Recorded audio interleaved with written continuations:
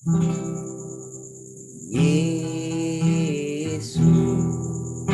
namamu indah, kau kekasih hatiku, kau dambaan jiwaku. Yesus, ku cinta padamu, selalu dekat padamu, itu kerinduanku. Yang ku mau hanya menyenangkanmu, biarlah seluruh hidupku berkenan kepadamu. Bukan emas, perak akan permata, namun kau segalanya yang terbaik di dalam hidupku. Sekali lagi dari awal.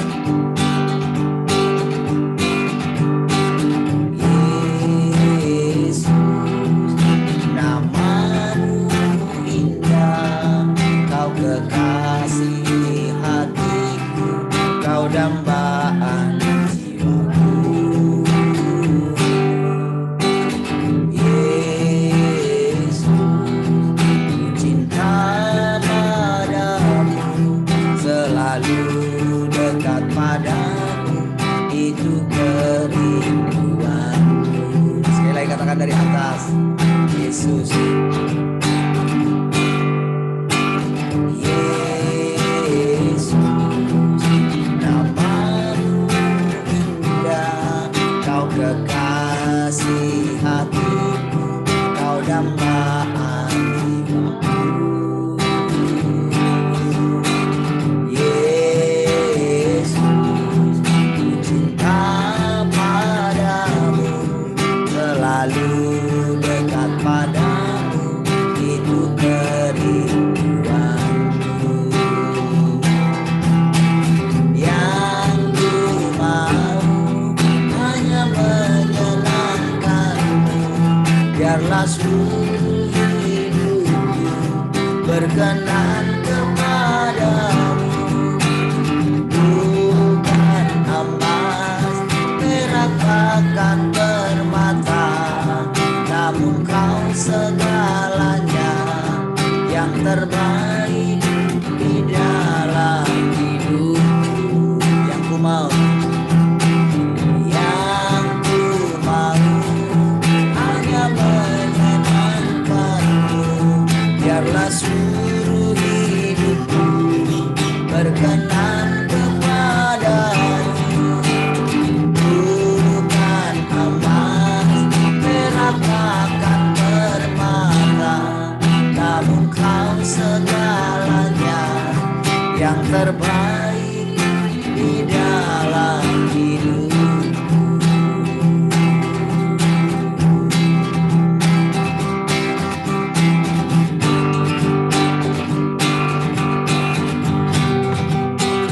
Yang ku mau hanya menyenangkanmu, biarlah seluruh hidupku berkenan kepadamu. Bukan emas, perak akan permata, namun kau segalanya yang terbaik di dalam hidupku. Yesus, namamu indah, hanya kau di hidupku.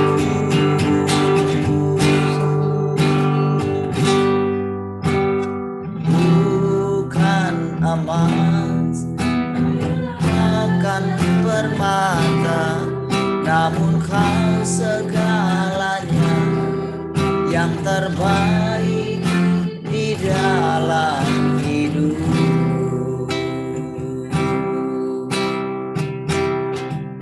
Namun kau segalanya yang terbaik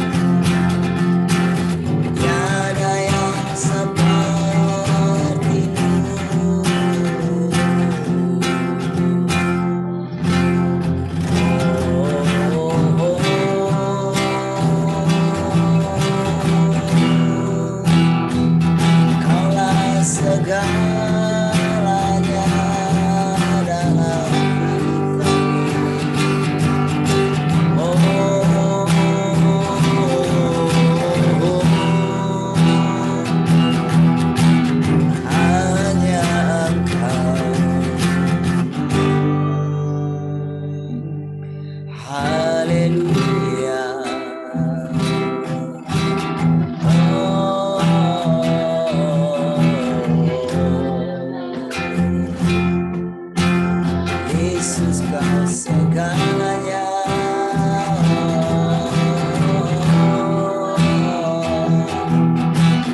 Terima kasih Tuhan.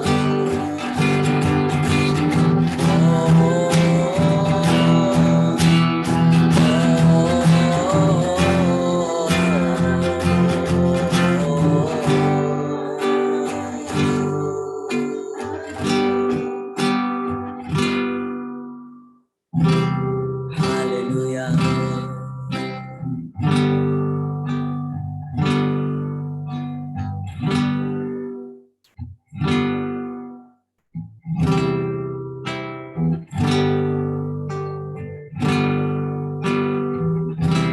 Duduk diam di bawah kakimu, itulah kerinduanku. Seperti Maria memilih yang terbaik darimu Tuhan.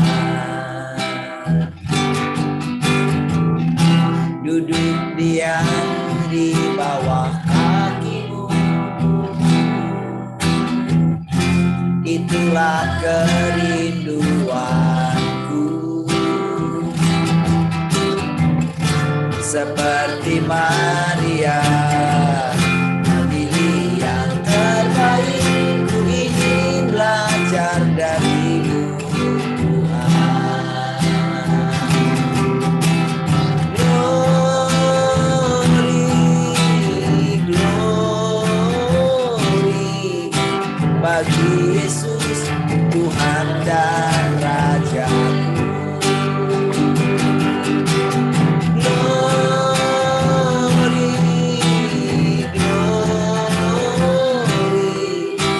Bagi Yesus Tuhan dan Rajaku.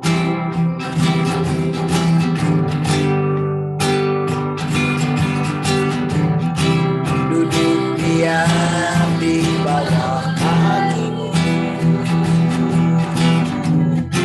itulah kerinduanku. Seperti Maria memilih yang terbaik, ku ingin belajar darimu Tuhan. Sekali katakan, duduk diam di bawah kakimu. Duduk diam di bawah kakimu, itulah kerinduanku. Seperti Maria memilih yang terbaik, ku ingin belajar darimu Tuhan. Glory, glory bagi Yesus Tuhan dan Rajaku.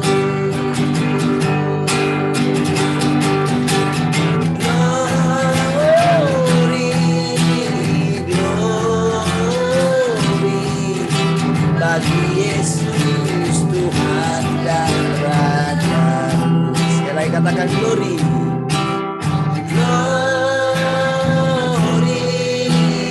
glory bagi Yesus Tuhan dan Raja-Ku.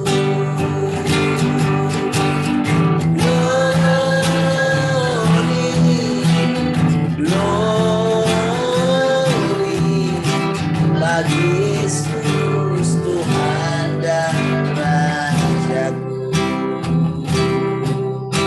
Bagi Yesus Tuhan dan Rajaku.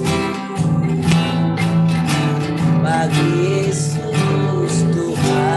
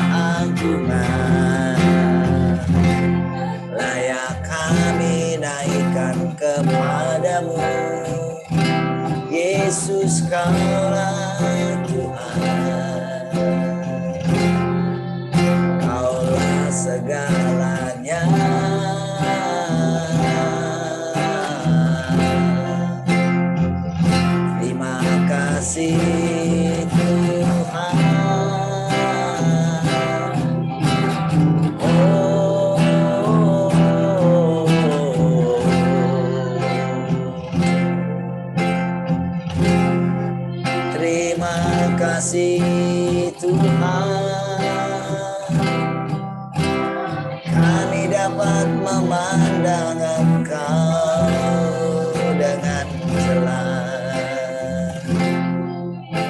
Kami dapat melihat wajah-Mu, Tuhan.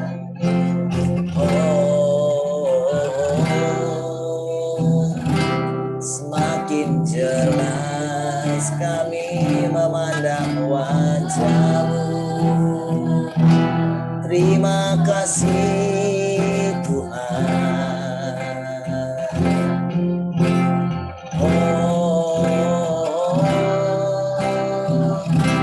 Biarlah terang-Mu menerangi hati kami.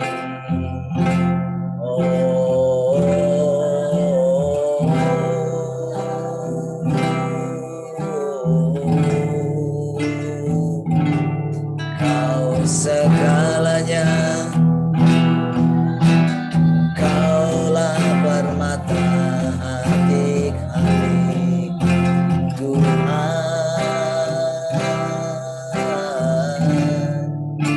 Kami menemukan diri-Mu dalam setiap persekutuan. Setiap hari Kau menyegarkan jiwa kami. Hidup-Mu mengalir.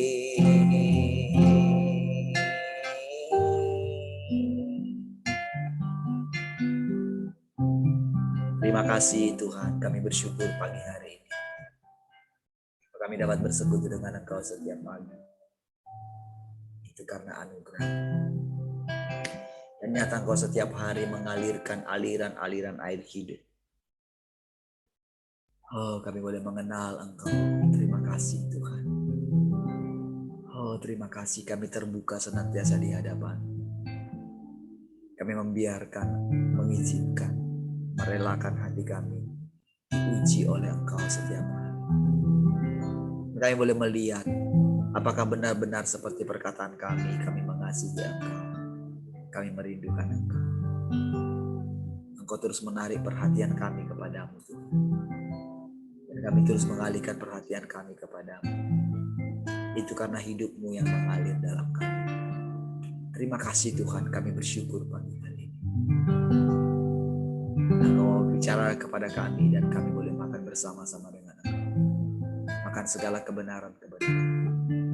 Makan segala perkataan-perkataan. Oh, perkataan-perkataan mulah kesukaan bagi kami. Terima kasih Tuhan. Kami bersyukur. Terima kasih. Kami siap mendengarkan isi hati. Haleluya. Mari semua yang mengasihi Tuhan sama-sama katakan amin.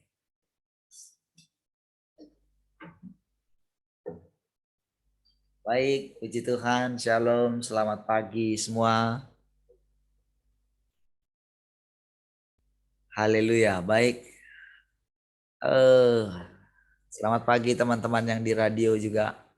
Siapa saja kayak yang di radio? Tadi sudah rame ya. Ada Pak Nanser, ada Alexa tadi. Ada Mak Gwen ya?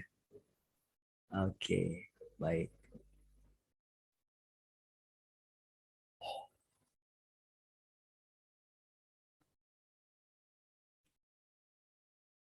Oke, baik. Puji Tuhan. Gimana kabarnya pagi hari ini? Semangat semua? Boleh cek sound dulu. Shalom, bagaimana kabarnya pagi ini? Yang belum buka kamera, boleh buka kamera.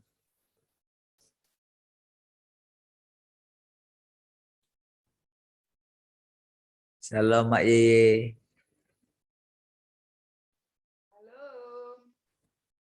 Kok nggak dengar ya? Shalom. Oh, salam Henny. Halo Pak. Halo semuanya. Kok jadi hilang? Pencet Pak, salah pencet. Oh, salah pencet. Shalom Pak Michelle. Shalom everybody. Oh, shalom. Shalom Mbak Yabes. Halo. Shalom Mbak Tian. Shalom, Pak. Oke. Shalom Bu Arta.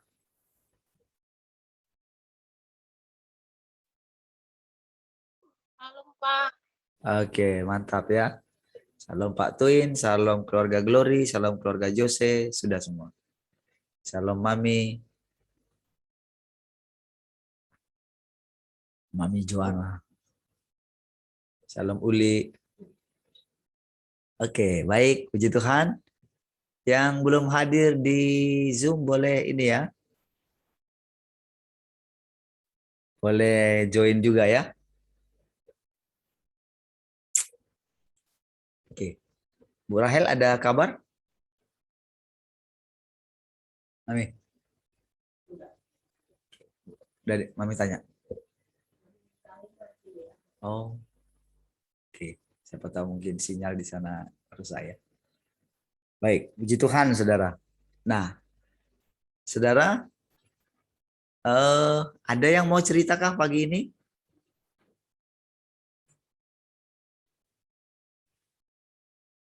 Saya kasih kesempatan ya. Oke. Tentang perenungan saudara dapat apa ya? Mungkin sesuatu yang kita belajar itu ada apa? Ada sesuatu yang Tuhan katakan gitu. Boleh? Silakan. Siapa saja boleh.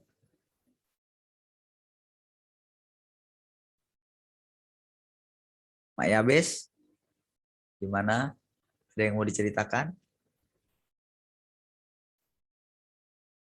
Oh, nggak ada. Siapa lagi? Ayo. Nggak usah harus dibilang.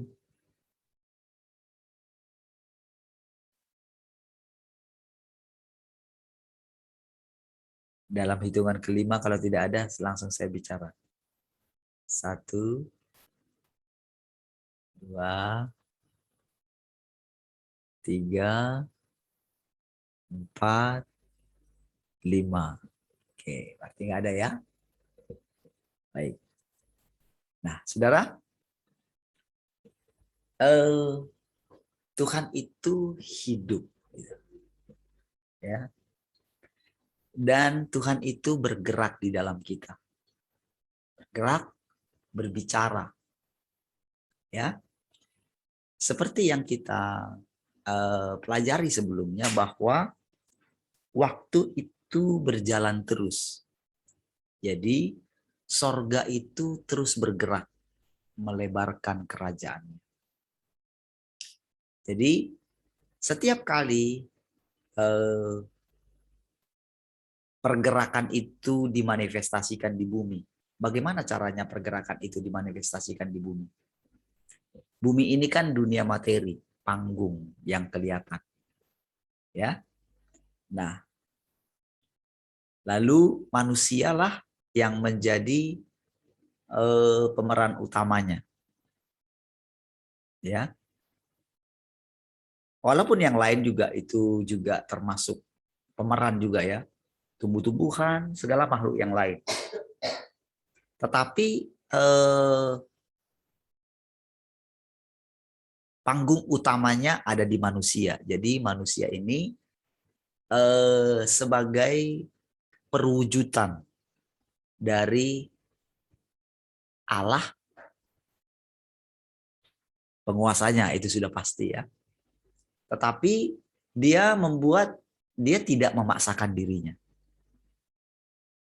Ya, tidak memaksakan dirinya.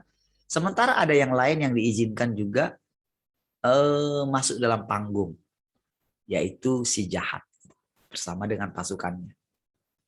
Nah, tetapi tujuannya itu semua adalah supaya segala makhluk, segala ciptaan itu boleh belajar dari dia.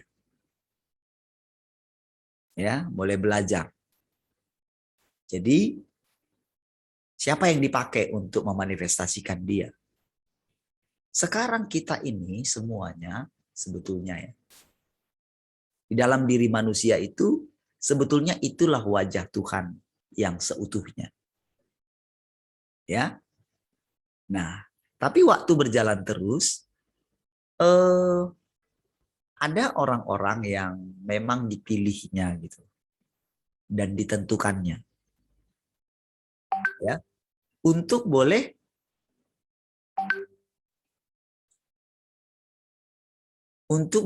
menceritakan atau mengungkapkan siapa dirinya. Nah, namun ketika waktu berjalan terus, bukan lagi orang itu ya, bukan lagi manusia itu yang coba menjelaskan tentang Tuhan. Bukan itu lagi, tetapi Tuhan itu sendiri. Ya, Tuhan itu sendiri yang akan menjelaskan dirinya. Nah, disinilah apakah kita itu jadi batu sandungan atau batu loncatan sama Tuhan. Gitu. Ya, untuk menerangkan dirinya. Semakin kita bersekutu atau menyatu dengan Tuhan, maka semakin berkuranglah pemberontakan di dalam kita. Pemberontakan itu adalah sesuatu yang bertentangan dengan Tuhan. Ya, jadi saudara, setelah lewat sejangka waktu lamanya gitu ya, dalam perjalanan kita seluruh umat manusia atau seluruh ciptaan, maka kerajaannya itu sudah makin meluas dan dia makin dikenal. Ya, jadi saudara, sekarang kita harus makin bebas gitu. Makin bebas dalam arti kita benar-benar dipimpin oleh dia. Kita menyatu dengan dia. Ingat posisi kita harus selalu kalau untuk saat ini saudara, posisi kita adalah antara anak dan bapa gitu. Posisi kita di situ ya. Istilahnya ini bukanlah satu hubungan yang kita pelajari, oh kalau Allah itu Bapa kita, lalu kita menganggap diri kita anak. Bukan. Ada satu masa di mana kita itu memang sudah ada waktunya kita di level itu. Semua sebetulnya tergantung masalah kita mulai menundukkan diri kita. Itu masalahnya di situ ya. Nah, memang nanti targetnya itu kan adalah Sion ya, Bukit Sion. Itu targetnya kan, di mana kedalaman hati kita, kedalaman hati Allah bertemu dengan kedalaman hati kita. Tentu itu semua berbicara mengenai dia. Mengenai bagaimana dia itu mulai kita makan banyak dari dia. Sudah pasti ya. Makan banyak. Dan tapi targetnya kan kita kan makan sama-sama nantinya kan. Tapi bukan lagi sekedar yang semua yang jahat di dalam kita gitu ya. Tapi sudah mulai ke arah bagaimana keilahian dia itu ada di dalam kita gitu. Mulai meresap. Dan dia mulai menikmati buahnya kita seperti yang kita baca kemarin dari kitab Hosea itu. Jadi saudara, Allah itu mau berbicara dengan kita itu, mau bercakap-cakap. Ya. Jadi yang diharapkan bukanlah hanya Tuhan yang berbicara kepada kita. Kalau dalam posisi dia adalah Bapa kita, kita anaknya, memang saudara itu adalah dari segi pengalaman. Siapa lebih lama hidup gitu loh. Ya kan? Tentu yang lebih lama hidup adalah yang menciptakan daripada yang diciptakan. Ya, kita ini yang diciptakan, dia yang menciptakan. Dia yang lebih lama hidup gitu. Otomatislah dia lebih berpengalaman. Namun, saudara, dia membiarkan kita bertumbuh. Demi apa? demi ada hal-hal yang tidak, misalnya tidak terpikirkan oleh dia. Jadi dia membuat dirinya itu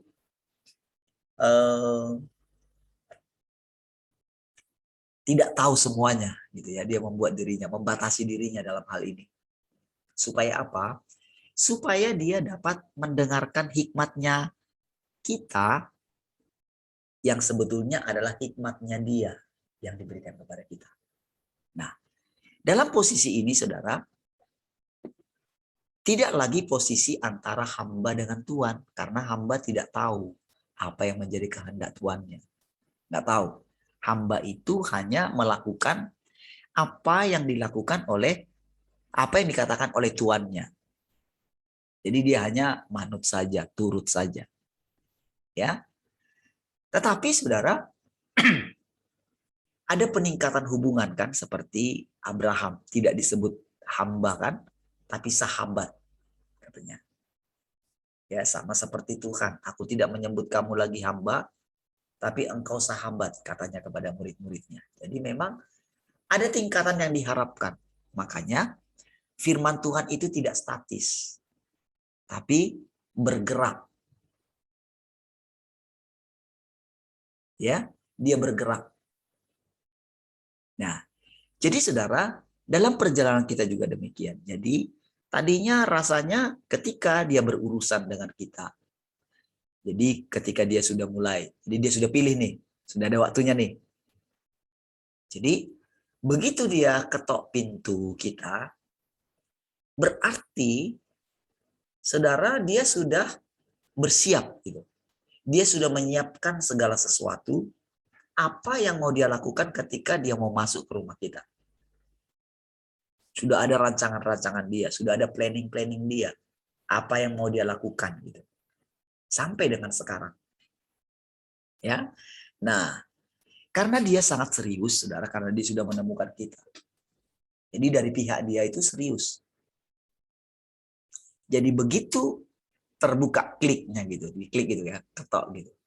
Lalu kita sambut. Oke. Nah, lalu dia melanjutkan pekerjaan berikutnya.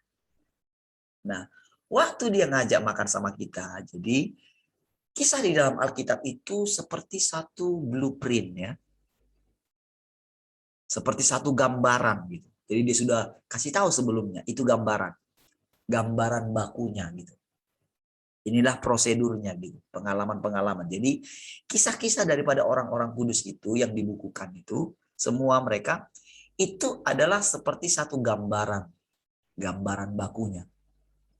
Namun pada pelaksanaan berikutnya, setiap generasi tidak boleh bergantung kepada itu gitu loh. Karena jadinya kebanyakan memang kepercayaan orang itu sekarang itu adalah meniru apa yang dulu gitu yang dikerjakan. Sementara itu bertentangan dengan apa? Dengan sifatnya Allah itu yang adalah hidup, bukan mati. Gitu loh, dia hidup. Dia bergerak terus. Jadi saudara, kenapa selama ini orang hanya terus duduk di bawah kaki salib Tuhan gitu? Hanya terus di situ menyanyikan lagu-lagu itu pun gitu ya. Nah, masih banyak fokus di situ, masih banyak fokus di oh Tuhan mengasihi saya. Itu sifatnya egois. Tuhan ke kita. Itu belum makan sama-sama kan? Makan sama-sama itu bisa menikmati gitu bersama-sama. Ada percakapan di sana. Ketika Tuhan tanya, gimana? Apa kabar hari ini? Nah, ketika dia tanya, kamu cerita apa hari ini? Apa ceritamu? Gitu. Sama iblis kan dia bicara juga kan. Iblis, kamu habis dari mana? Katanya. Oh, lagi dari keliling dunia. Nah, ada percakapan dan dijawab. Apakah kamu lihat hambaku? Oh iya, lihat. Nah, itu ceritanya di situ. Tapi berikutnya, saudara, ya masih ada seperti itu. Tapi sekarang, saudara, iblis itu nggak lagi dalam wujud satu orang. Gitu. Tetapi dia itu sudah ada di dalam setiap ciptaan. Sudah ada, dia sudah bermanifestasi di sana. Jadi kalau dia murka, yang dia murka itu sebetulnya adalah dia. Ya, yang dimurkai dia secara utuhnya gitu dia ya. Namun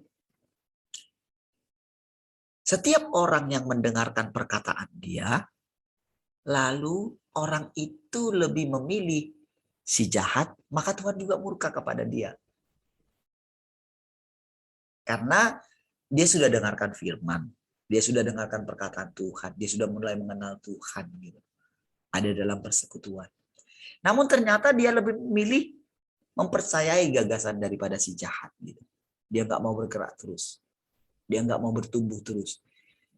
Di dalam kehidupannya, dalam perjalanan kehidupannya juga, dia tidak ada satu perubahan gitu. Misalnya ketika Tuhan tanya begini, apa sih kira-kira yang kamu alami selama ini? Bukankah kamu sudah mulai merasakan perubahannya? Kamu memiliki gairah, kamu tidak khawatir lagi seperti dulu kamu khawatir. Tuhan tanya itu setiap hari. Karena kenapa dia bisa tanya? Karena di dalam dia kita itu tumbuh. Jadi di dalam kita sekarang dia itu mulai menunjukkan dirinya itu lebih tinggi dari kita gitu. Dia di atas gitu, kita di bawah gitu. Dia dalam arti kehadiran dia dalam kita, firman-Nya itu. Jadi saudara mesti bisa membedakan antara dia yang di dalam kita ini dengan Bapa. Nah, jadi dia yang di dalam kita itu adalah anak. Gitu ya. Anak. Jadi walaupun di gambaran di sorga itu ada anak dan Bapa gitu ya. Ada gambaran yang lain. Namun kita tidak perlu memisahkan mereka. Ya, seperti yang kita pelajari selama ini tentang Tritunggal ya. Ada ibu, ada anak, ada Roh Kudus. Ya.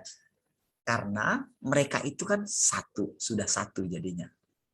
Satu sebetulnya mereka satu di surga. Cuman untuk kita itu boleh memahami karena kita ini manusia, maka kita diizinkan ya untuk memisahkan.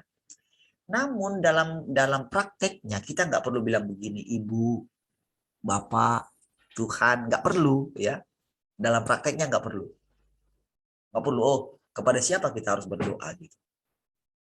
Kalau dulu kan kita diajarkan, oh kita bisa berdoa, oh ini siapa yang bicara nih. Nah dalam hal itu nggak perlu.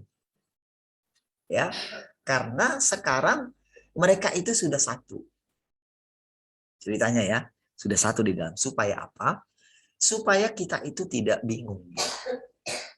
Jadi kita akan mengenali. Jadi dalam hal ini posisinya sekarang adalah kita ini. Jadi perhatikan ini saudara di bawah. Ini sekarang masih ada ya.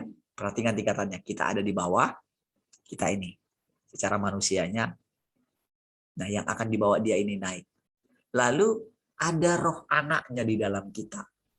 Inilah yang ngajarin kita. Nah, yang anak ini yang di sini ini saudara, yang di atas ini, dia itu menyatu juga dengan yang di atas. Menyatu. Jadi dia ini seperti yang dikatakan itu begini. Supaya mereka menjadi satu, sama seperti aku dan engkau satu, aku dalam mereka, engkau dalam aku, dan aku dalam mereka katanya. Supaya dunia percaya bahwa engkaulah yang mengutus aku. Oke, jadi ini saudara kita akan tahu. Jadi kebenaran yang bilang kepada kita begitu, firman yang bilang kepada kita. Jadi yang di dalam kita ini sekarang, kalau kemarin kita belajar kan Maria itu melahirkan. Dia di luar kan? Tapi sekarang dia di dalam. Dari mana kebenarannya? Waktu pertama Tuhan menampakkan diri kepada murid-murid, itu kan dia belum bisa secara utuh. Tetap masih begini. Dia ngomong sama Petrus. Simon anak Yohanes, apakah engkau mengasihi aku lebih daripada yang lain? Mengasihi aku. Sampai 3 kali. Di situ sebetulnya Tuhan belum puas. Apalagi murid-murid yang lain belum mengerti. Jadi pada tahap itu mereka belum mengerti pola kerja Allah. Ya. Sekarang saudara harus merubah konsep saudara. Konsep kita bukanlah bagaimana kita melakukan pekerjaannya Tuhan, bukan.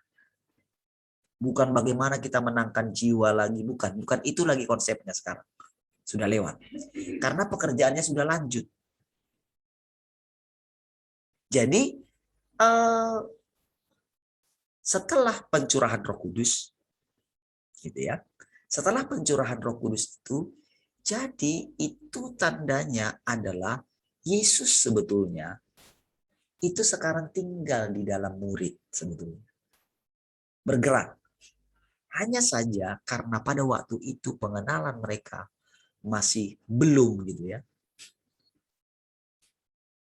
Tapi Allah tidak peduli dengan itu karena pandangan dia jauh ke depan gitu. Itulah yang membuat hati Tuhan atau roh Tuhan itu segar senantiasa. Karena apa? Karena di dalam dia ada omega itu. Alfa, omega.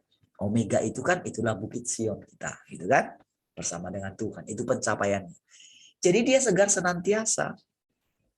Jadi walaupun murid-muridnya sampai ke zaman sekarang rasanya belum mencapai seperti yang dia kehendaki.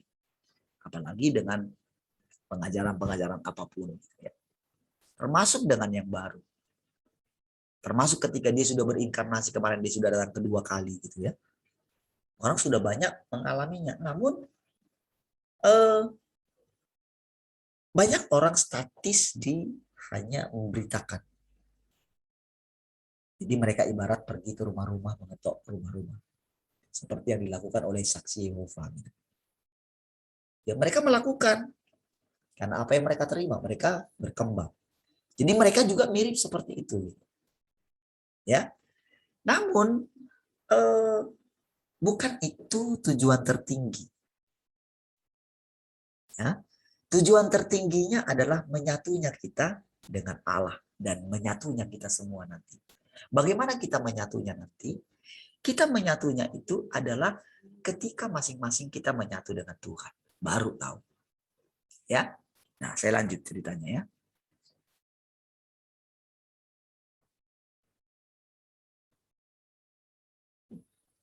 Nah, jadi saudara, kemarin kita belajar begini. Dia sekarang itu sedang mengajari kita itu seperti kita itu duduk di bawah pohon. Dengan santai bicara. Lalu kita mendengarkan serius dia berbicara. Kita arahkan pandangan kita kepada dia. Ini saudara, ini yang dikehendaki dia setiap saat, setiap waktu. Jadi bukan dengan paksaan, bukan dengan menggurui kita, gitu ya. Awal-awalnya memang dia harus lakukan begitu. Tetapi bukan itu tujuan tertingginya. Tujuan tertingginya adalah makan sama-sama. Makan sama-sama itu ya santai gitu, cerita. Dan saling cerita.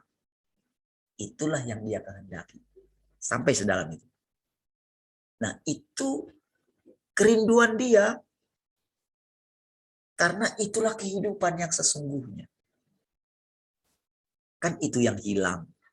Yang selama ini kan hilang. Dalam gereja kan itu hilang. Karena apa? Pendeta, karena dia memang itu harus cari Tuhan. Terus gitu kan. Rasanya orang menganggap dia itu, wah dia itu wakilnya Tuhan.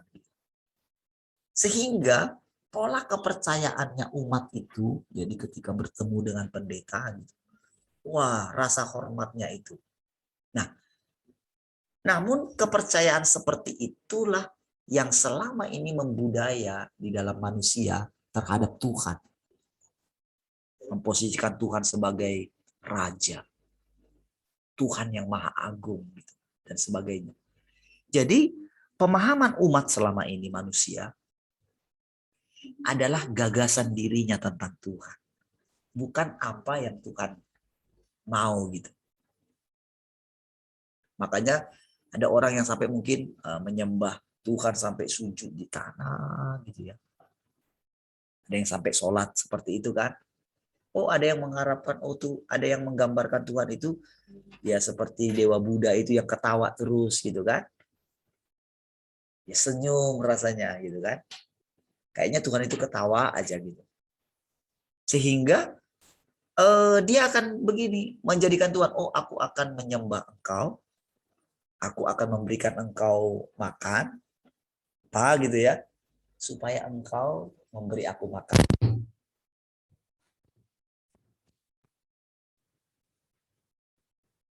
Cek satu, bisa nggak?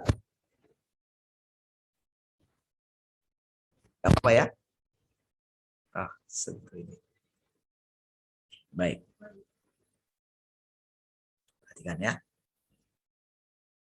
Jadi gereja pun demikian.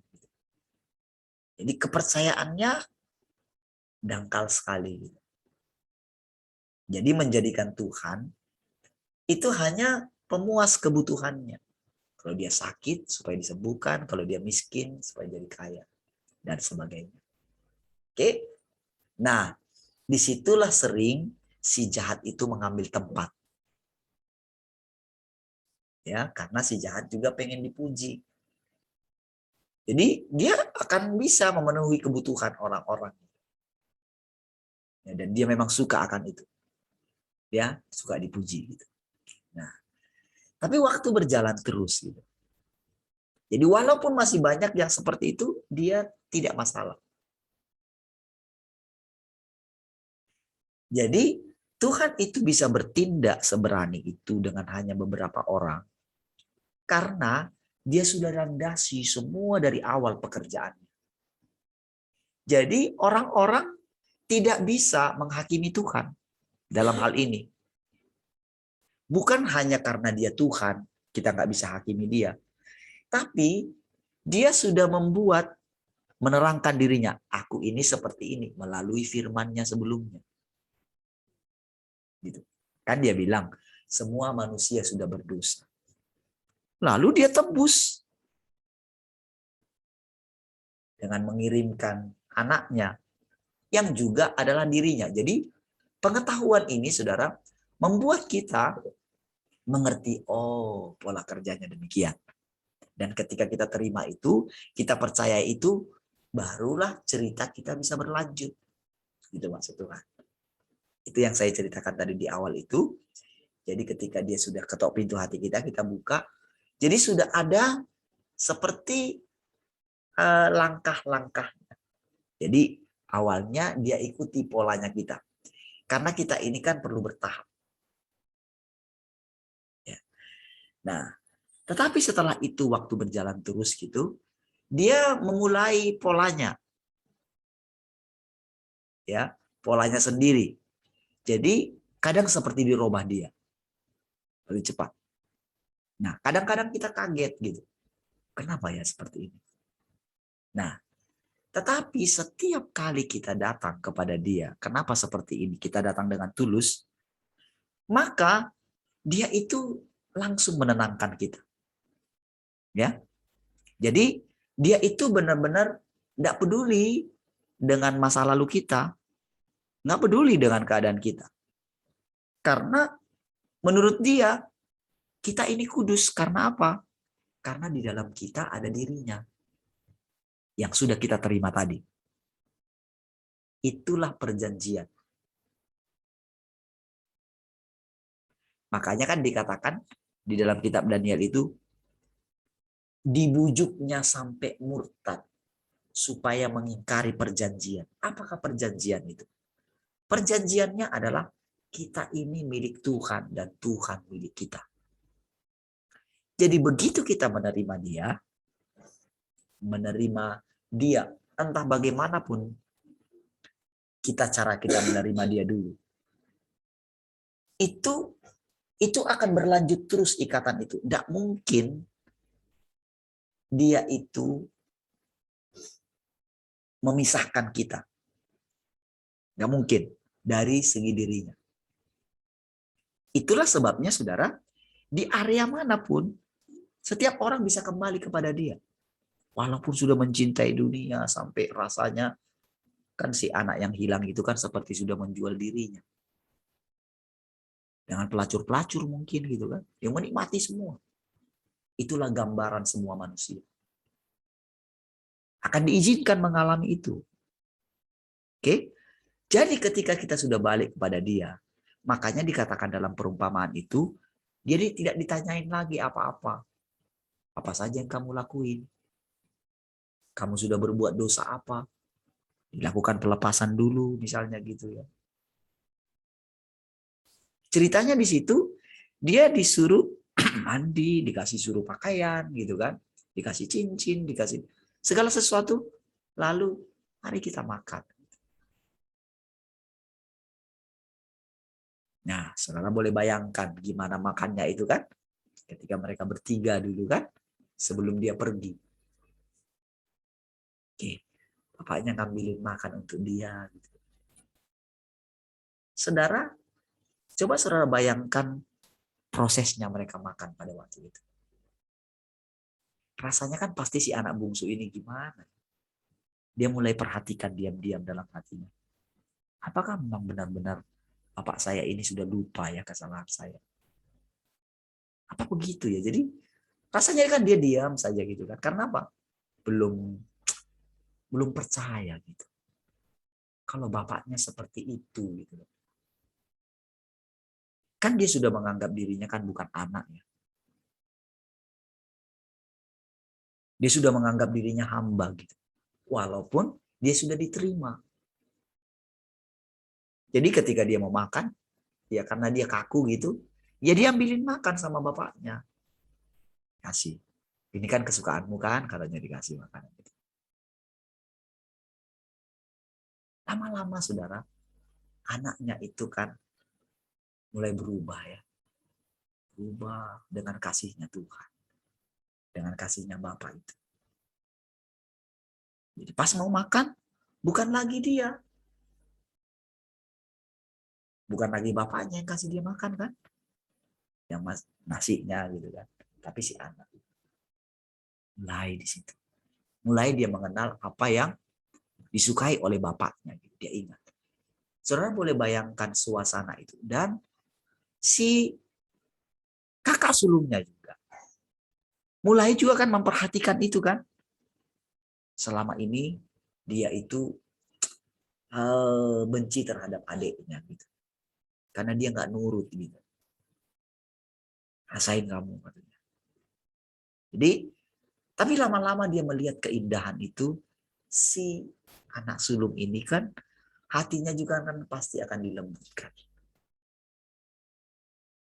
Saudara bisa bayangkan suasana berikutnya. Betapa indahnya keluarga itu. Jadi yang mau diceritakan di situ adalah itulah nantinya pencapaian kita. Makanya sengaja digambarkan di situ tidak ada ibu di situ gitu ya. Supaya lebih sederhana saja. Ya, karena kita ada ibu, nah boleh kita bayangkan seperti itu. Tapi nanti di surga kan nggak ada masalah gender. Ya, nggak ada masalah itu lagi. Nggak lagi apa namanya? Karena ceritanya kan saya tinggal di dalam, nah, Tuhan tinggal di dalam kita. Kita di dalam Tuhan.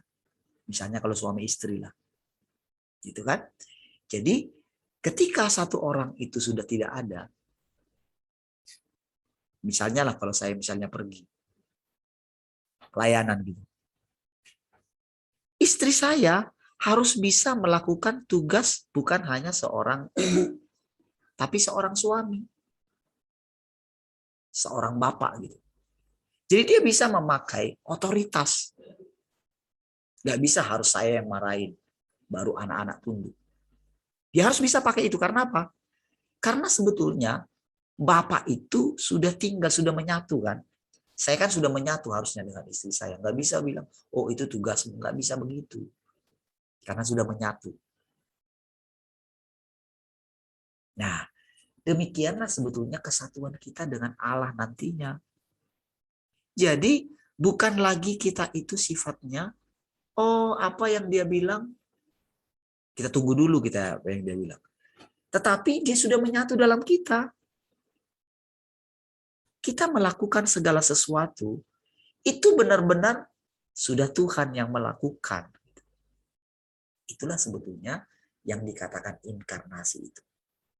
Nah, namun karena prosesnya masih panjang kepada kita, ada hal-hal dari sifat kita itu yang kita belum terima keberadaan Allah itu dalam kita. Karena apa? Kita masih melihat diri kita itu memberontak. Kita masih punya kebutuhan. Kalau yang suami istri, dia masih bisa kebutuhan akan istrinya. Istrinya kebutuhan akan suaminya. Bagaimana dia bisa membayangkan? Misalnya lah istri saya. Kalau saya misalnya istilahnya kan inkarnasi Tuhan. Bagaimana dia bisa membayangkan? Nah, dia kan harus keluar. Karena kan kalau Tuhan Yesus dulu ketika dia hidup kan, dia itu kan tidak punya istri ceritanya. Kalau kita ini kan punya. Makanya nanti kan dia bilang begini, bahwa di sorga itu tidak ada kawin mengawinkan. Namun selama kita ada di muka bumi ini, saudara, kita ini punya hubungan gitu kan, itu tetap ada, tapi sesuai nanti dengan pertumbuhan kita. Jadi yang itu kebutuhan yang kita masih kita butuhkan gitu ya, masalah itu gitu misalnya.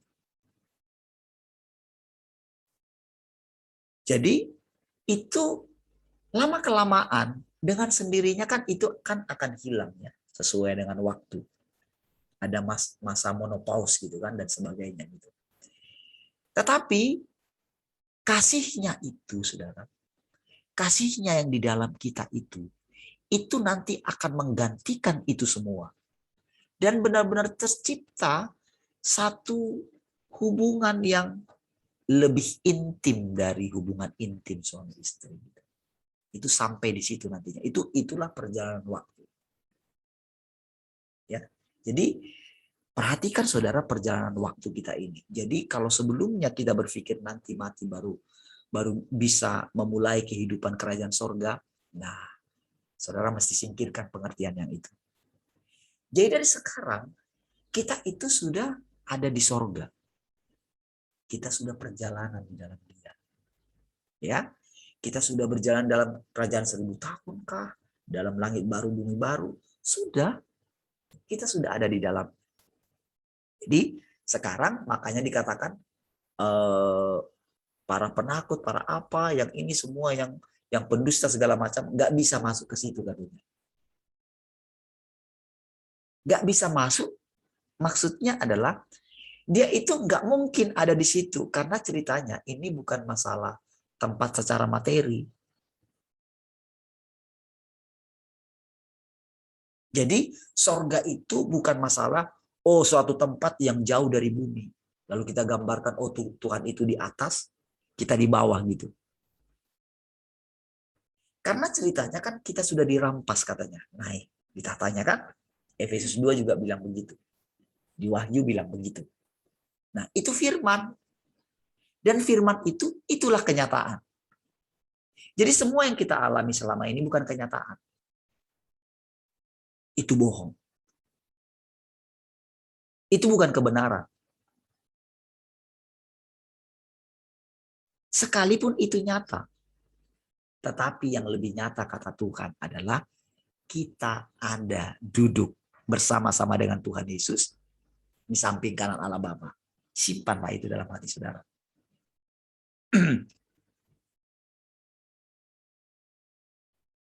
Hanya dengan menerima perkataan ini saudara, barulah saudara bisa berjalan. Bisakah berjalan dua orang kalau mereka tidak sepakat? Nggak bisa. Jadi saudara mesti sepakat dengan yang lebih berpengalaman dari saudara. Jadi saudara, Tuhan bilang kepada kita, ayo sekarang kita berjalan. Kita akan menuju satu tempat. Oke? Saya sudah pernah pergi ke sana karena saya berasal dari sana, katanya. Nah, saya akan membawamu ke sana, ke tempatku. Di rumah bapakku banyak tempat tinggal, katanya. Nah, karena dia lihat kita di dunia ini menderita gitu kan. Kamu mau terus seperti ini? Enggak mau lah. Beneran? Enggak mau kan? Maukah kamu bersama dengan aku? Kemana Tuhan? Gitu. Ada satu tempat. Tempat kebahagiaan yang sudah kusediakan sejak awal. Tentu kita percaya. Oke? Nah, nanti dalam perjalanan ini aku akan cerita semua. Jadi kamu tetap bersama dengan aku ya. Sambil kita jalan gitu. Saya bilang, kamu mesti tetap dengan aku ya. Apapun yang kamu lihat, kamu gak perlu takut. Apapun yang kamu lewati, aku gembala. Aku yang menuntun kamu. Aku yang membimbing kamu. Nah, tapi kalau itu kita lihat, kalau kita lihat ada orang di samping kita, kita berjalan, kita kan dengan mudah yakin. Tetapi dia itu kan nggak kelihatan. Tetapi nggak kelihatan bukan berarti dia itu tidak senyata yang kelihatan.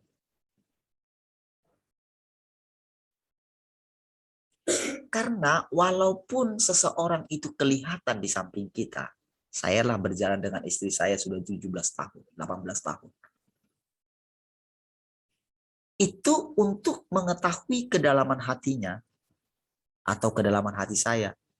Istri saya belum tentu tahu. Walaupun kami sama-sama hidup, sama-sama bercanda segala macam. Belum. Nah, makanya berbahagialah orang yang percaya sekalipun tidak melihat. Jadi di mana dia itu? Dia tepat ada di dalam kita. Dan dia mengetahui segala sesuatu dalam hati kita. Dia di dalam sini. Dan dia bilang, aku adalah engkau dan engkau adalah aku. Oke? Lihat, ini satu rahasia yang luar biasa. Kalau dia bilang begitu, kan itu semua firmannya, tinggallah dalam aku dalam kamu, tinggallah firmanku, firmanku dalam kamu. Itulah artinya itu. Oke? Jadi saudara harus meruntuhkan pemikiran saudara selama ini. Masa sih aku seperti ini? Ini Tuhan. Nah, runtuhkan itu ya. Supaya apa? Supaya dia itu makin lama, makin bisa menguasai seluruh antero hidup saudara. Tetapi menguasainya itu seperti saudara duduk bercakap-cakap dengan seseorang. Seseorang ini yang sangat memukau. Yang sangat,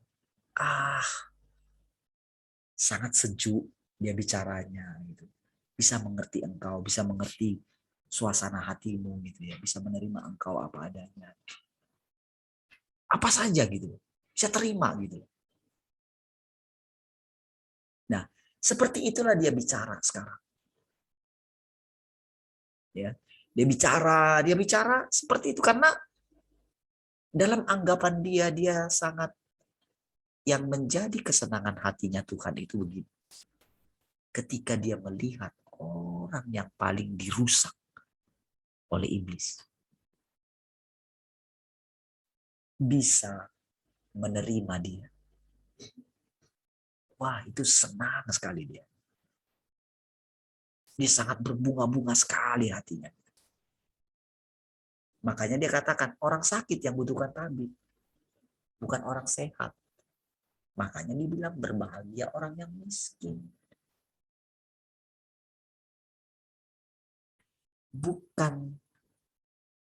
Bukan ketika kita jadi miskin, maka kita berbahagia. Nanti kita jadi negatif terhadap Tuhan. Berarti, oh Tuhan mau saya miskin. Bukan, itu maksudnya. Jadi anggapan orang selama ini kalau ngikut Tuhan itu rasanya dia mau mengambil semua dari kita gitu. Untuk apa sama dia uang gitu? Gak ada gunanya. Dia kan mengambil waktu kita. Enggak.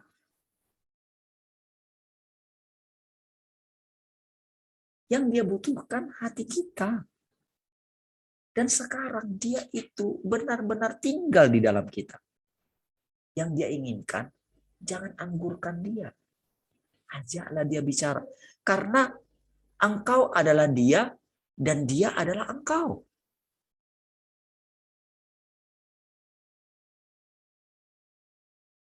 Jadi saudara seperti dua orang. Tapi satu. Itulah pengertiannya sekarang. Ya. Jadi runtuhkan dulu. Izinkan. Jadi hanya ketika saudara menerima kebenaranlah, maka saudara bisa berjalan bersama dengan dia sepakat. Nah, saudara, Tuhan sudah menetapkan di dalam hatinya bahwa ini pasti tercapai. Kalau ini pasti tercapai, saudara, maka tidak ada yang bisa menghalanginya, termasuk diri saudara sendiri. Ya, jadi dalam waktu ini, saudara, dalam waktu yang perjalanan kita ini, semua orang-orang kudus sebelum kita, itu mereka sudah ada di dalam Tuhan. Mereka sudah istirahat di dalam Tuhan. Jadi mereka rela tidak diingat lagi, tidak dibicarakan lagi tentang mereka. Mereka rela, dan disitulah kesembuhan mereka. Selama nama mereka masih disebut oleh orang-orang di muka bumi, mereka belum sembuh.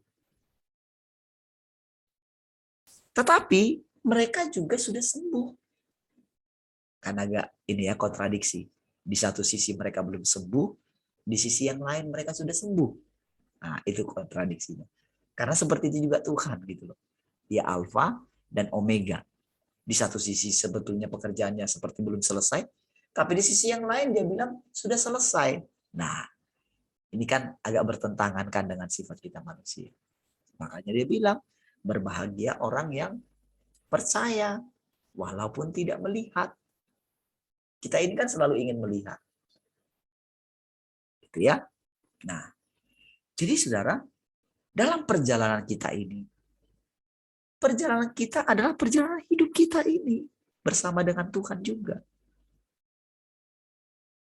Nah, dia itu senyata saudara berbicara. Dia senyata dia menyampaikan perkataan-perkataan.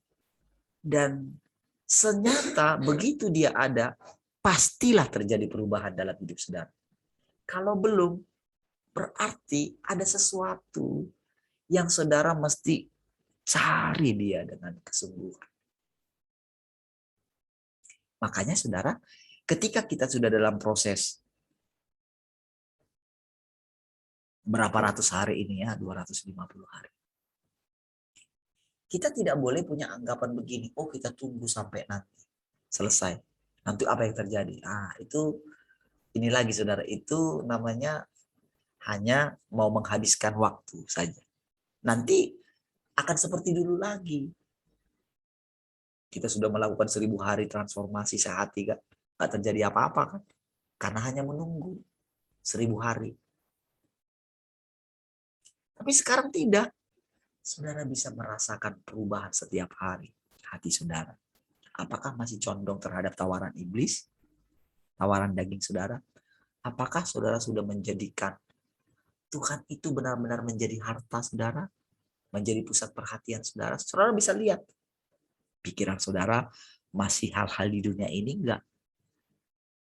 Kalau masih, ngomong lagi sama Tuhan. Kenapa ya?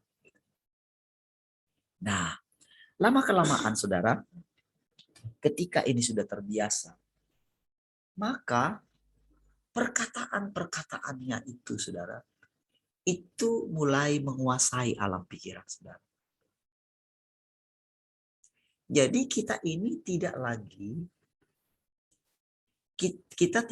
kalau selama ini saudara kan begini. Kita membaca Alkitab. Oke, lalu dari situ firman-Nya itu seperti berbicara sama kita. Dia hidup. Kalau kita baca yang lain, kita akan membayangkan diri kita seperti itu. Maka jadilah yang kita bayangkan. Kalau kita membaca terus kitab Wahyu, wah hidup saudara akan tegang. Makanya saudara, dunia ini itu selalu begini, akan selalu mencoba membuat kita ada di dunia ini. Dengan kemajuan teknologi, kita pengen ini, pengen itu. Gitu ya. Lalu dengan ada berita-berita tentang masalah penyakit ini, penyakit itu. Lalu pemerintah mulai tekan, segala macam. Seperti dipaksa. Kita itu tunduk lagi. Karena apa? Karena kita mendengarkan. Apalagi kalau kita mengucapkan, mengganda-gandakan. Itu yang akan terjadi. Maka bagi orang yang tunduk kepada dunia ini, mereka itu, begitu mereka mencapai umur sekian. Lalu saudara, sakit penyakit mulai merenggut. Mulai gitu. Jadi orang itu tertuju kepada penyakit itu. Apalagi dia berusaha untuk mengobatinya.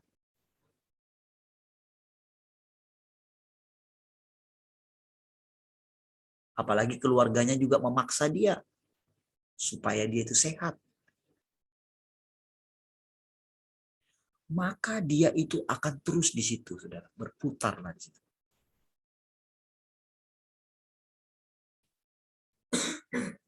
Seandainya dia langsung potong kompas, langsung datang kepada Tuhan, mati-matilah. Karena sebetulnya walaupun dia mati, dia masih hidup. Ya. Waktu dia mati justru dia mulai merenung. Dia capek lah nanti kan. Dia capek ingin memanifestasikan dirinya kan. Melalui istrinya, melalui anaknya. Tapi akhirnya dia kembali kepada perenungan. Nah, disitulah baru dia bisa mulai mendengar. Tapi selama dia itu ada di lingkaran dia keinginan mau hidup aja, makin tersiksa lah dia di dunia orang mati itu. Tetapi kalau dia mau mendengarkan perkataan anak Allah. Jadi sama seperti saudara. Jadi mereka juga merindukan, ingin mendengarkan. Itulah kehidupan. Karena firman Tuhan bilang, saatnya akan tiba dan sudah tiba. Jadi semua orang-orang yang mati ya seperti ini. Mendengarkan ini. Jadi nanti mereka disaring. Jadi kalau mereka dulu susah menerima seperti yang saudara terima sekarang gitu, mereka tetap akan ada di situ. Jadi kalau mereka dalam pikiran mereka itu tetap firman yang dulu, penghakimannya masih akan lama setelah selesai ini. Bayangkanlah mereka menanti seumur hidup. Seumur mati.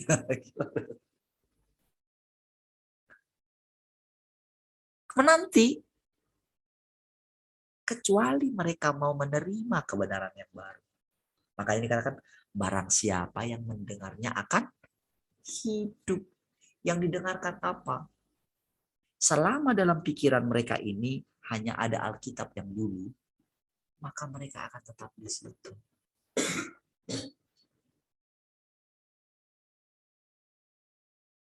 Jadi mereka akan tetap. Jadi kalau hati mereka masih terikat dengan istrinya. Jadi istilahnya begini, saudara. Selama kebutuhan dulu dunianya itu masih menguasai dia, itulah yang menyiksa dia. Kalau dulu dia suka berjudi, nah itu dia kan terus melakukannya, dia kan mabuk di situ gitu. Seperti itulah. Sampai kalau terus berlanjut, ya jadi gila lah gitu. Jadi itu seperti api yang membakar dia. Tersiksa sekali. Jadi jangan tunggu nanti. Sekarang hidupi dengan hidup yang sekarang, hidup di dalam Tuhan. Jadi, kalau kita tidak mendapatkan hidup Tuhan, itu kita seperti dikejar-kejar iblis terus. Dikejar antikris. Tapi saudara, begitu saudara punya hidup, mengizinkan hidupnya itu tinggal dalam saudara, maka semua itu akan lari. Otoritas Tuhan akan dinyatakan. Dan pasti dinyatakan di dalam saudara. Karena Tuhan yang di dalam saudara itu sama dengan yang di sorga itu. Jadi kalau saya katakan di atas pun itu, sebetulnya itu karena posisinya. Sedekat saya bilang begini, sorga di sini, ya sedekat itulah sorga itu. Ya, jangan buat jarak seperti pola pikir kita. Nah, jadi sekarang saudara ketika bekerja, diizinkan bekerja, itu perjalanan hidup saudara. Saudara mesti menangkan dunia pekerjaan saudara. Dengan apa? Dengan terus begini, polanya begini saja. Tuhan kan di dalam saudara. Kenapa saudara mesti takut? Sedangkan Tuhan saja, iblis itu diizinkan kan? Kan diizinkan toh? Menghadap diizinkan toh? Artinya, bagi Tuhan iblis tidak masalah toh?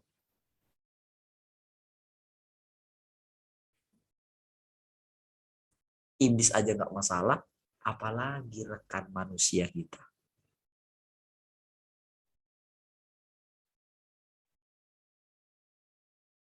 Nah, mulai ubah. Jadi kalau ada perbedaan selama ini, perbedaan yang sangat kontras dengan yang peraturan yang dibuat oleh pemerintah, udah bilangin aja, ngomong kepada mereka, tahu ada kehidupan yang lebih dari sinilah, sudahlah. Perbedaannya kemarin, ayo kita selesaikan, sudah. Nah, jadi begitu kita ini sudah tenang di sini, di sekeliling kita itu pasti tenang. Jadi pandanglah mereka ya seperti adik bungsu kita. Jadi jangan dua-dua jadi tersesat. Harusnya kan kita anak sulung kan yang tinggal di rumah kan, harusnya kan kita lebih mengetahui hatinya Bapa. Ternyata tidak, karena kita sibuk menyenangkan Bapa. Kita sibuk melakukan pekerjaan Bapak kita. Sampai kita lupa apa yang menyenangkan hati Bapak.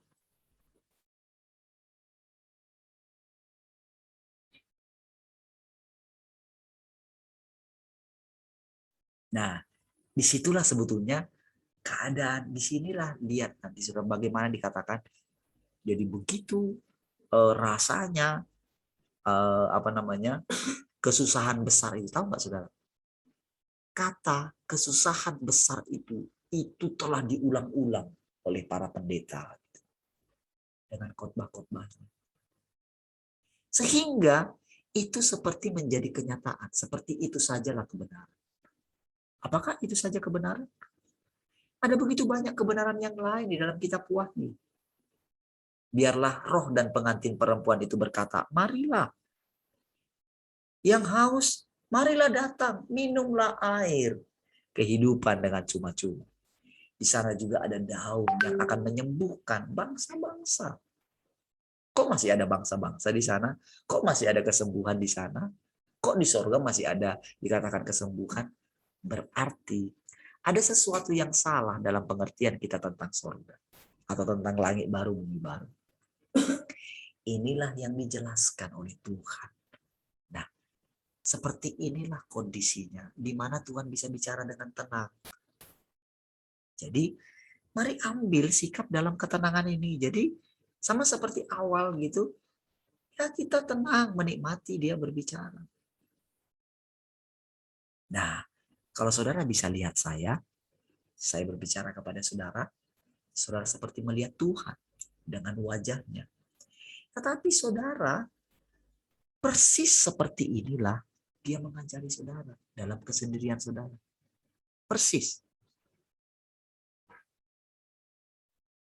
Kalau saudara sudah mau menerima dia ya. Menerima dia sebagaimana adanya dia.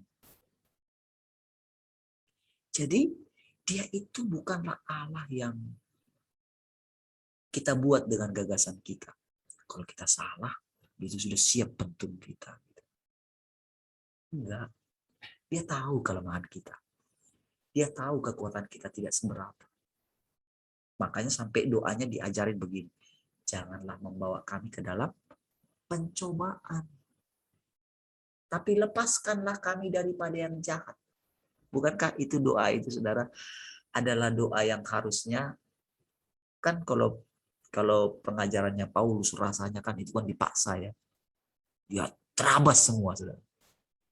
Itu kan dia sudah melanggar doa Tuhan Yesus kan. Cuman karena rasanya itu kayak pahlawan gitu kan. Itu kan diagung-agungkan manusia Paulusnya. Padahal Tuhan nggak mengajarkan begitu. Tuhan mengajarkan apa? Berilah kami pada hari ini makanan kami yang secukupnya. Jadi waktu kita makan pun bersama dengan dia. Ya kita makan sesanggup yang kita bisa makan.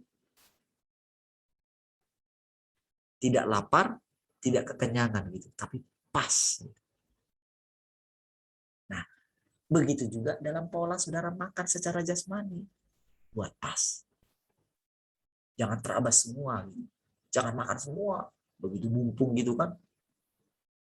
Makan semua. Sampai, kalau kucing di sini, tikus di sini, tikus nggak kelihatan gitu karena nasinya gini.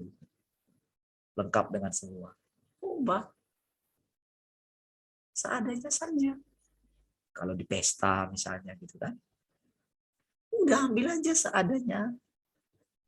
Kalau makan, lagi makan, taruh pisau di lehermu katanya gitu kan. Nah, di situ berubah. Jadi apa yang di dalam itu dimanifestasikan dalam dunia materi gitu. Jadi kalau kita tenang di dalam, di luar harus tenang. Apa dulu dia orang mau bikin gimana gitu. Tenang saja. Dia hanya bisa membunuh tubuh. Tapi dia nggak bisa mengambil harta yang di dalam. Nggak bisa. Dia nggak bisa masuk ke sana. Disitulah saudara, dunia melihat Allah dalam kita. Allah itu bukan hanya kuasa. Bukan. Esensinya kan kita sudah bilang, kasih. Yang tertinggi dia itu kasih.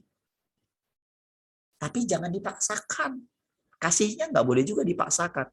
Karena dia juga itu kudus, gitu, menghakimi, gitu, penghakiman. Gitu. Nah, disinilah kita berjalan. Makanya dibutuhkan pemerintah. Untuk apa? Untuk menekan segala kejahatan. Dia butuhkan itu.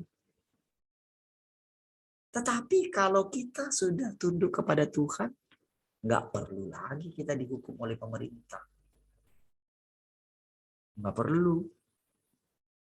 Karena kita sudah di atas. Hanya orang yang posisinya di bawah lah yang harus tunduk. Kalau kita sudah di atas, masa kita tunduk sama siapa lagi?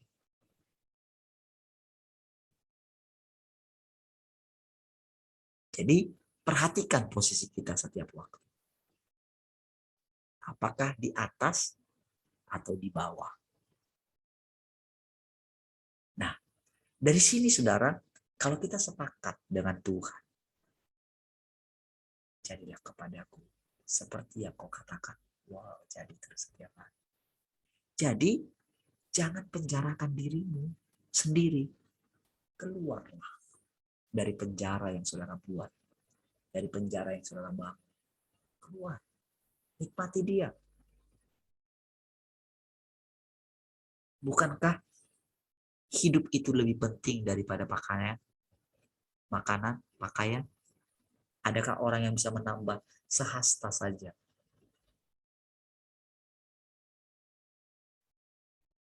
Jadi dari sini saudara akan melihat, saudara makin sehat, saudara makin semangat, makin sukacita, makin bergairah, makin bijaksana. Itulah Tuhan. Makin pintar, makin smart, makin cepat. Itulah Tuhan. Makin sabar, makin tekun. Itulah Tuhan. Makin lembut. Itulah Tuhan. Termanifestasi dalam kehidupan kita sehari-hari. Makin tidak khawatir, makin tidak memusingkan hidup kita di dunia ini. Tetapi bukan berarti kita tidak menikmatinya. Kita menikmati semua. Karena saudara, kita akan diizinkan mengelola hartanya. Segala milikku adalah milikmu. Kamu bebas makan apa saja. Kamu bebas bikin pesta kok. Kan itu kan? Supaya kita tahu apakah kita benar-benar ketika dites di dalam segala kelimpahan, apakah kita tetap bisa hidup sederhana. Dites keadaan kita. Dan kita pasti bisa melewati semua ujian apapun dalam hidup kita. Karena apa? Kita tekun menantikan Dia setiap hari. Kita tekun bercakap-cakap dengan Dia. Amin. Haleluya. Baik, sudah pasti menang. Ya, puji Tuhan. Sampai ketemu besok pagi ya. Baik, mari kita berdoa. Terima kasih Bapak Surgawi. Kami bersyukur pagi hari. Anugerah-Mu cukup bagi kami untuk melakukan segala pekerjaan kami hari ini. Terima kasih Bapak. Terima kasih, kami sangat mengucap syukur. Kami boleh bercakap-cakap dengan Engkau. Dan Engkau bersama-sama dengan kami. Segala pekerjaan hari ini menjadi sangat menyenangkan. Dan menjadi satu penyembahan bagi kami kepada-Mu. Terima kasih Tuhan. Kami bersyukur. Biarlah dimanapun kami berada. Oh, Engkau boleh dilihat oleh semua orang. Terima kasih Tuhan. Kami bersyukur. Haleluya. Mari kita semua yang mengasihi Tuhan sama-sama katakan. Amin. Baik. Puji Tuhan, saudara. Sampai ketemu besok pagi. Shalom semua. Shalom Beatrice, Shalom Tia, Esther, Jessica. Si Jelita kok nggak ada ya? Tidur dia Jelitanya. Oke, Tuhan berkati. Sampai ketemu. Oh, itu dia. Siap.